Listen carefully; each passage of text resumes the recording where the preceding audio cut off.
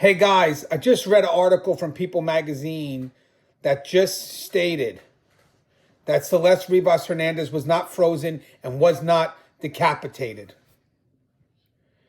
You know, TMZ releases this thing, puts it front of the page, front of their page, and we all click on it because even though we may question them, we just still blindly run with it. Because maybe we're hoping that they're going to come around and do the right thing.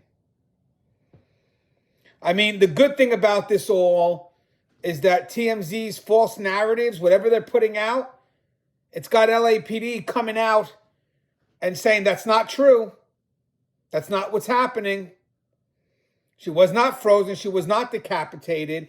And she was in that vehicle for weeks. Some of us who are trying to find justice for Celeste, we're trying to figure things out. You know, I did a video with Russ not too long ago that we never posted because we just couldn't connect it. But that's what's out there. We ran with it.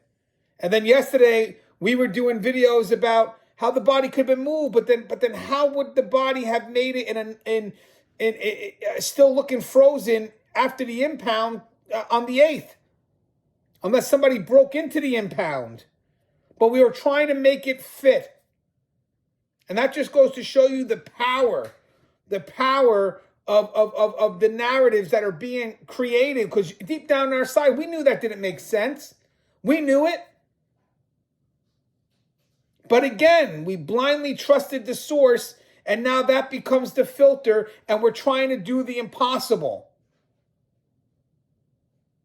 Back of our head, I knew it just didn't make sense. But in the end, the greatest update here right now is that she was not decapitated. She was not frozen. And she has been in that vehicle for weeks.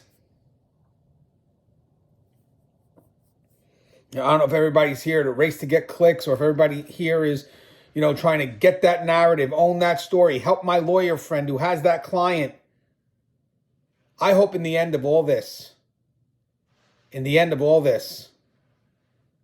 Celeste, her family, they get justice and they get compensation.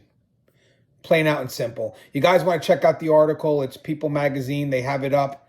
But here we are again. So again, timeline should be back to the way we originally had it.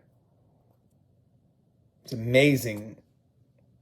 It's amazing how something can influence you to think the impossible is possible.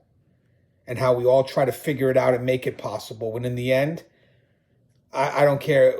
This media, they wasted the time and effort of a nation or maybe even a globe because everybody here was trying to piece it out. You had people saying that maybe the Tesla had a freezer or, hey, what were some freezer that was closer by? This is how invested we are in finding out what happened to her. This is how invested we are. That time that was wasted could have been utilized elsewhere.